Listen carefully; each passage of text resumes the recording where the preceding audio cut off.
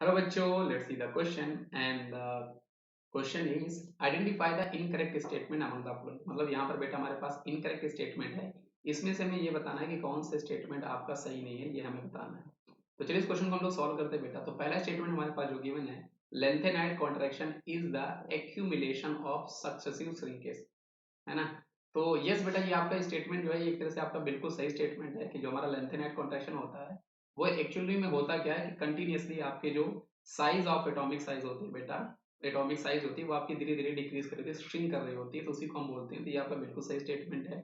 B की हम बात करते हैं। As a result of lanthanide contraction the properties of 4D series of the transition element have no similarity with the 5D series of the element. तो ये आपका बिल्कुल गलत है बेटा। एक्चुअल में बिकॉज ऑफ लेंथेनाइड कॉन्ट्रैक्शन क्या होता है बेटा, 4D और 5D सीरीज की जो आपकी प्रॉपर्टीज होती है बेटा वो आपकी सिमिलर हो जाया करती है।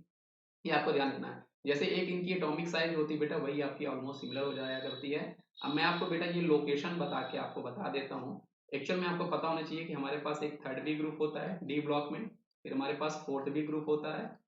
यहाँ पर हमारे पास बेटा 3D सीरीज होती है जिसको हम फर्स्ट ट्रांजिशन सीरीज बोलते हैं।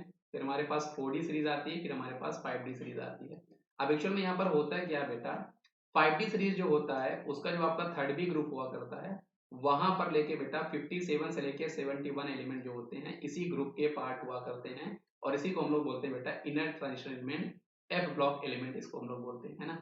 और यहाँ पर होता है क्या बेटा, इलेक्ट्रॉन एफ ब्लॉक में, एफ ऑर्बिटल में इलेक्ट्रॉन जाने के कारण इनकी पुअर शील्डिंग हुआ करती है। यहाँ पर आपका लेंथेनाइड कॉन्ट्रैक्शन होता है, जिसके कारण होता क्या है बेटा, 4D और 5D सीरीज के जो आपके एलिमेंट होते हैं with respect to same group, अगर मैं सेम ग्रुप के रिस्पेक्ट में बात करता हूँ तो इनकी एटॉमिक साइज जो होगी बेटा आपकी ऑलमोस्ट सेम होगी, एक्सेप्ट एक्सेप्ट थर्ड बी। तो आपको याद रखना है बेटा, यहाँ पर होता क्या है, एक्सेप्ट थर्ड बी क्या हो जाएगा, आपके 4D series and 5D series के जो आपके एलिमेंट होंगे they are having same size, they are having same radii, they are having same radii in same group.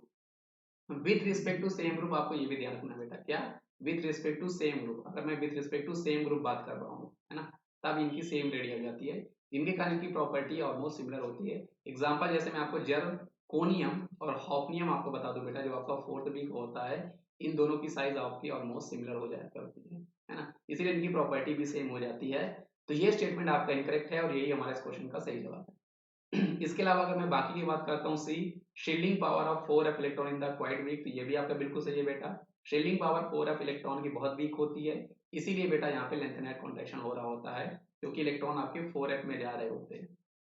There is a decrease in the radii of atoms once proceed from, ये आपका ये भी lanthanum से हम जब lutetium की तरफ जा रहे होते हैं बेटा, तो आपकी एटॉमिक रेडियाई धीरे धीरे आपकी डिक्रीज कर रही होती है। ये भी स्टेटमेंट आपका सही है। तो इस क्वेश्चन का सही जवाब हमारे पास ऑप्शन बी था बच्चों। Thank you.